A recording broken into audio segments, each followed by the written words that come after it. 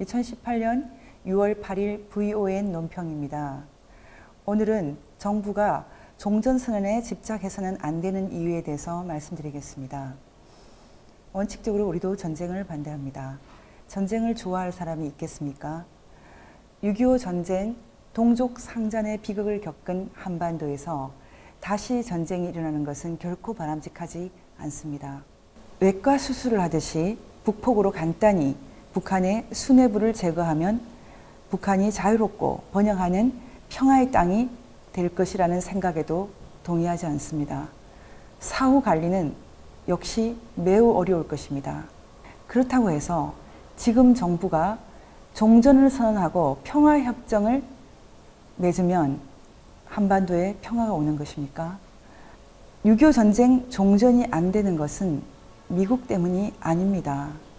우리가 분명히 해야 될 것은 종전이 안 되는 것, 6.25 전쟁이 끝나지 않는 것은 북한 때문입니다. 요즘 강화문에 나가보면 종전선언이 되지 않고 평화협정이 맺어지지 않는 것은 미국 트럼프 대통령과 한국의 보수정당 때문이라고 주장하는 그런 1인 시위자를 자주 볼 수 있습니다. 북침 주장만큼이나 황당한 주장입니다. 예전에 6.25 전쟁을 남쪽에서 도발했다고 주장하는 북침에 대해서는 믿는 사람이 없었습니다. 하지만 요즘 한반도 전쟁 위협이 미국으로부터 오고 있다라는 생각은 많은 사람들이 함께하고 있습니다. 참 통탄을 금치 못할 일입니다. 전쟁을 시작한 쪽도 북한이고 지금 한반도를 위험에 몰아가고 있는 것도 역시 여전히 북한입니다. 정전협정 60주년을 맞아서 우리 국방부가 발표한 2012년의 국방백서에 따르면 북한이 정전협정을 위반한 사례는 모두 43만 건이 넘습니다. 천안함 폭침과 연평도 포격이 최근에 있었습니다. 1974년에 박정희 대통령 저격을 시도했고 이로 인해서 영부인 유경수 여사가 돌아가셨습니다.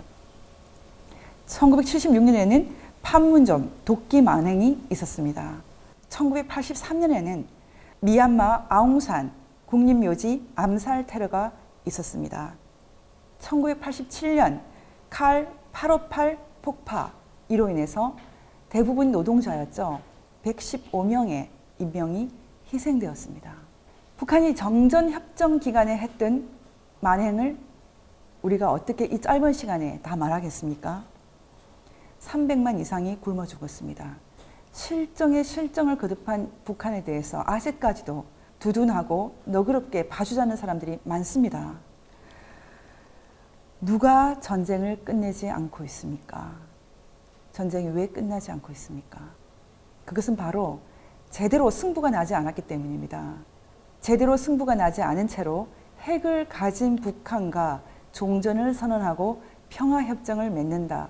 그 자체로 매우 위험한 일이 아닐까 생각됩니다. 종전선언 얘기는 오래전부터 나왔습니다.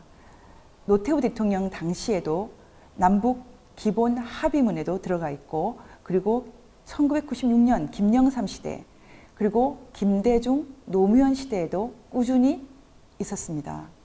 하지만 지금의 정부는 너무 집착하고 있는 것 같습니다.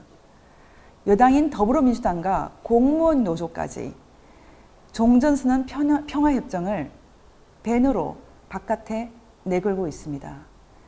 캐치프레이즈입니다. 미국이 우리의 안전을 위협하는 적성국입니까? 전쟁은 아무도 원하지 않습니다. 다만 전쟁이 궁극적인 평화를 위한 수단일 수는 있습니다. 미국의 종전선언, 불가침 선언을 마치 강요하는 듯한 그런 현상은 문제가 있다고 봅니다. 동맹인 미국 입장에서 불쾌할 수 있다고 생각합니다. 한국과 미국 간의 신뢰 문제도 될 수 있습니다.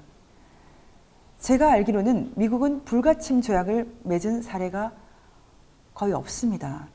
더구나 역사적으로 전쟁은 불가침 선언의 여부와 상관없이 일어났습니다. 그동안 북한이 미국에 대해서 비핵화 대신에 불가침 조약을 맺자 이런 제안을 여러 차례 했는데요. 미국이 받아들인 바가 없습니다. 이 심각한 역사적 전환기에 우리는 과연 누구와 어떤 가치를 공유하며 발을 맞춰 나가야 합니까? 종전선언은 진짜 전쟁이 끝나야 가능합니다. 자유와 민주주의, 인권이 승리해야지 가능합니다. 1950년 6.25 전쟁이 발발하고 곧바로 휴전 얘기가 나왔습니다.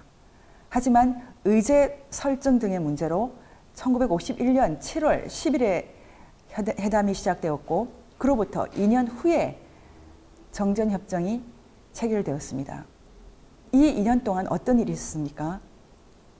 군사 분계선을 정하는 문제와 포로의 자유의사를 묻는 문제로 인해서 이 2년간에도 치열한 교전이 있었습니다. 벤플리트 공군 사령관의 아들도 이때 희생됐습니다. 당시 미국 공군 사령관 벤플리트는 아들 짐 중위의 시체를 찾지 말라고 말했습니다. 휴전을 하자고 하면 바로 휴전이 되는 것이 아닙니다. 종전을 하자고 하면 바로 종전이 되는 것이 아닙니다. 트럼프 대통령이 김정은을 만나고 바로 종전이 되는 것이 아닙니다. 종전이 되려면 종전이 될 수 있는 조건이 필요합니다. 우선 CVID 조건에 충족되는 비핵화가 있어야 하고 북한이 주민들의 기본권을 보장하면서 어느 정도는 살만한 세상이 되어야 합니다. 다시 말해서 북한도 국제사회의 친구가 될 수 있는, 우리가 어느 정도 안심할 수 있는 체제가 되어야지 그때서야 종전이 선언되고 평화협정이 체결될 수 있는 것입니다. 왜 이렇게 서둘고 있을까요? 2014년 유엔은 북한에 대해서 반인도 범죄가 자행되는 곳이라고 말했습니다. 정치범 수용소가 있는 곳입니다. 이 모든 것이 종전선언으로 모두 덮이지 않습니다. 지금까지 휴전회담 때 풀지 못한 미제도 있습니다. 대표적으로 6.25 전쟁 민간인 납북자 문제입니다. 돌아오지 못한 국군 포로 문제도 있습니다. 납북자는 10만에 가깝습니다. 10만이 넘을 수도 있습니다. 한 명도 돌아오지 못했고 유해조차 송환되지 않았습니다. 이런 문제를 다 해결을 해야지 종전이 가능하고 평화협정이 가능한 것입니다. 다시 한번 말하지만 종전은 진짜 전쟁이 끝나야 되는 것입니다.